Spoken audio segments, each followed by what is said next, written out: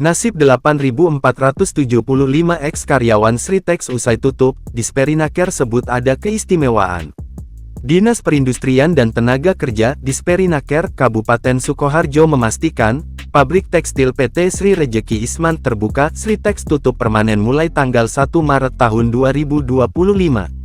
Terkait hal ini, Disperinaker Sukoharjo berupaya menyalurkan ribuan pekerja terdampak pemutusan hubungan kerja PHK.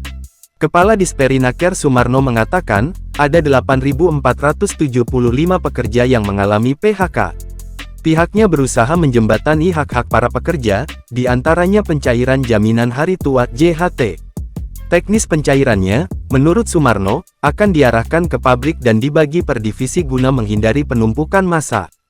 Hak pekerja, upaya kami, sebelum Hari Raya Idul Fitri, sudah selesai. Tapi, semua tergantung kemampuan karena jumlah pekerja banyak, kata Sumarno, Jumat tanggal 28 Februari tahun 2025 siang. Dia pun meminta pekerja tak khawatir lantaran pencarian JHT tinggal menunggu mekanismenya.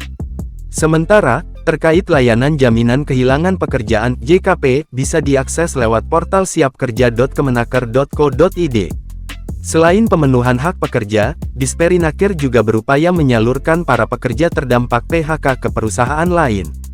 Menurut Sumarno, sejak dinyatakan pilot pada tanggal 24 Oktober tahun 2024, pihaknya telah berkoordinasi dengan perusahaan di wilayah Sukoharjo dan sekitarnya untuk menyalurkan para tenaga kerja Sritex. Hari terakhir ini tadi, ada 10.133 lowongan kerja yang diminta kepada kami, dari perusahaan di Sukoharjo dan sekitarnya, seperti Selogori, Wonogiri, dan Jaten Karanganyar, ungkapnya. Perusahaan yang membutuhkan tenaga kerja itu, kata Sumarno, bergerak di sektor garmen dan konveksi, plastik, serta rokok. Dia mengungkapkan, pekerja Sritex mendapatkan keistimewaan apabila ingin bekerja mengingat sudah memiliki pengalaman.